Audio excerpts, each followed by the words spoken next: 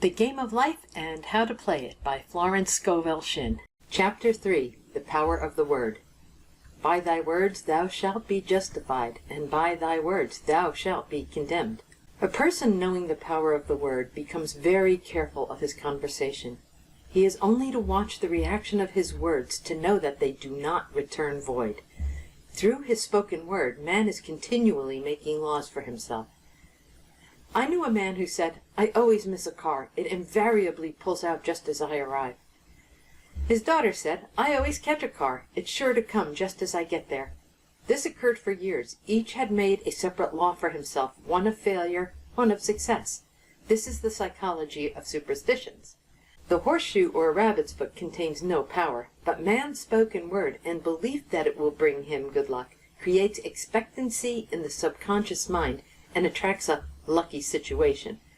I find, however, that this will not work when man has advanced spiritually and knows a higher law. One cannot turn back and must put away graven images. For example, 2 men in my class had great success in business for several months when suddenly everything went to smash. We tried to analyze the situation, and I found instead of making their affirmations and looking to God for success and prosperity, they had each bought a lucky monkey. I said, "Oh, I see you have been trusting in the lucky monkeys instead of God. Put away the lucky monkeys and call on the law of forgiveness, for man has the power to forgive or neutralize his mistakes." They decided to throw the lucky monkeys down a coal hole, and all went well again. This does not mean, however, that one should throw away every lucky ornament or horseshoe about the house, but he must recognize that the power back of it is the one and only power, God, and that the object simply gives him a feeling of expectancy. I was with a friend one day who was in deep despair. In crossing the street, she picked up a horseshoe. Immediately she was filled with joy and hope. She said God had sent her the horseshoe in order to keep up her courage. It was indeed at that moment about the only thing that could have registered in her consciousness. Her hope became faith, and she ultimately made a wonderful demonstration. I wish to make the point clear that the men previously mentioned were depending on the monkeys alone, while this woman recognized the power back of the horseshoe. I know, in my own case, it took a long while to get out of a belief that a certain thing brought disappointment. If the thing happened, disappointment invariably followed. I found that the only way I could make a change in the subconscious was by asserting there are not 2 powers, there is only one power, God. Therefore there are no disappointments, and this thing means a happy surprise. I noticed a change at once, and happy surprises commenced coming my way. I have a friend who said nothing could induce her to walk under a ladder. I said, if you are afraid, you are giving in to a belief in 2 powers, good and evil, instead of one. As God is absolute, there can be no opposing power unless man makes the false law of evil for himself.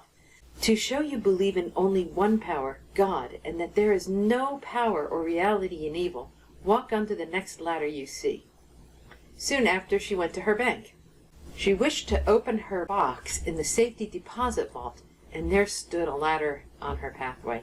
It was impossible to reach the box without passing under the ladder. She quailed with fear and turned back. She could not face the lion on her pathway. However, when she reached the street, my words rang in her ears, and she decided to return and walk under it. It was a big moment in her life, for ladders had held her in bondage for years. She retraced her steps to the vault, and the ladder was no longer there. This so often happens. If one is willing to do a thing he is afraid to do, he does not have to do it. It is the law of non-resistance, which is so little understood. Someone has said that courage contains genius and magic. Face a situation fearlessly, and there is no situation to face. It falls away of its own weight. The explanation is that fear attracted the ladder on the woman's pathway, and fearlessness removed it. Thus, the invisible forces are ever working for man who is always pulling the strings himself, though he does not know it. Owing to the vibratory power of words, whatever man voices, he begins to attract. People who continually speak of disease invariably attract it. After man knows the truth, he cannot be too careful of his words. For example, I have a friend who often says on the phone, Do come to see me and have a nice old-fashioned chat. This old-fashioned chat means an hour of about 500 to 1,000 destructive words, the principal topics being loss, lack, failure, and sickness. I reply, no, I thank you. I've had enough old-fashioned chats in my life. They are too expensive, but I will be glad to have a new-fashioned chat and talk about what we want, not what we don't want. There is an old saying that man only dares use his words for three purposes: to heal, bless, or prosper. What man says of others will be said of him, and what he wishes for another, he is wishing for himself. Curses, like chickens, come home to roost. If a man wishes someone bad luck, he is sure to attract bad luck himself. If he wishes to aid someone to success, he is wishing and aiding himself to success. The body may be renewed and transformed through the spoken word and clear vision, and disease be completely wiped out of the consciousness. The metaphysician knows that all disease has a mental correspondence, and in order to heal the body, one must first heal the soul. The soul is the subconscious mind, and it must be saved from wrong thinking. In the 23rd Psalm, we read, "He restoreth my soul." This means that the subconscious mind or soul must be restored with the right ideas, and the mystical marriage is the marriage of the soul and the spirit, or the subconscious and superconscious mind. They must be one. When the subconscious is flooded with perfect ideas of the superconscious, God and man are one. I and the Father are one. That is, he is one with the realm of perfect ideas. He is the man made in God's likeness and images, imagination, and is given power and dominion over all created things, his mind, body, and affairs. It is safe to say that all sickness and unhappiness come from the violation of the law of love. A new commandment I give unto you, love one another. And in the game of life, love or goodwill takes every trick. For example, a woman I know had for years an appearance of a terrible skin disease. The doctors told her it was incurable, and she was in despair. She was on the stage, and she feared she would soon have to give up her profession, and she had no other means of support. She, however, procured a good engagement, and on the opening night made a great hit. She received flattering notices from the critics, and was joyful and elated. The next day she received a notice of dismissal. A man in the cast had been jealous of her success, and had caused her to be sent away. She felt hatred and resentment taking complete possession of her, and she cried out, "Oh God, don't let me hate that man." That night she worked for hours in the silence. She said, "I soon came into a very deep silence. I seemed to be at peace with myself, with the man, and with the whole world. I continued this for 2 following nights, and on the 3rd day I found I was healed completely of the skin disease." In asking for love or goodwill, she had fulfilled the law, for love is the fulfilling of the law, and the disease, which came from subconscious resentment, was wiped out. Continued criticism produces rheumatism, as critical, inharmonious thoughts cause unnatural deposits in the blood which settle in the joints. False growths are caused by jealousy, hatred, unforgiveness, fear, etc. Every disease is caused by a mind not at ease.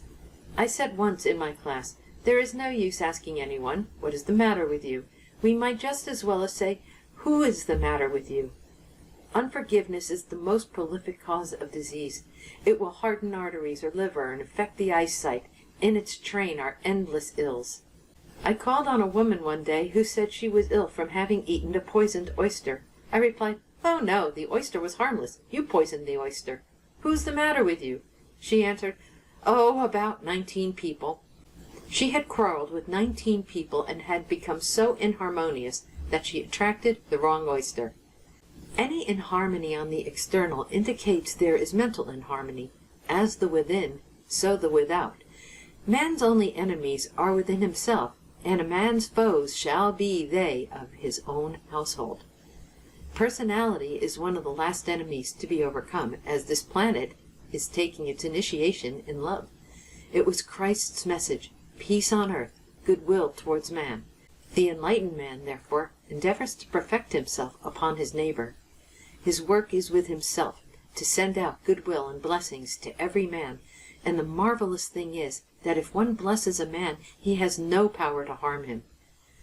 For example, a man came to me asking to treat for success in business. He was selling machinery, and a rival appeared on the scene with what he proclaimed was a better machine, and my friend feared defeat.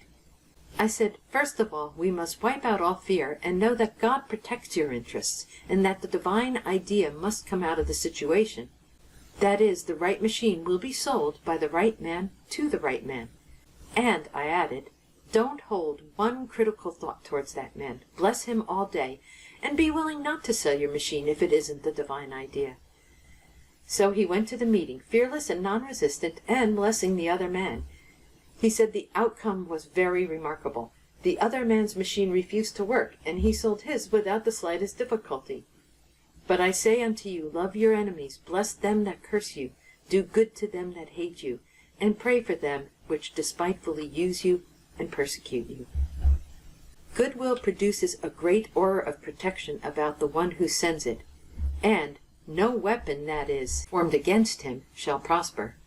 In other words, love and goodwill destroy the enemies within oneself. Therefore, one has no enemies on the external. There is peace on earth for him who sends goodwill to man.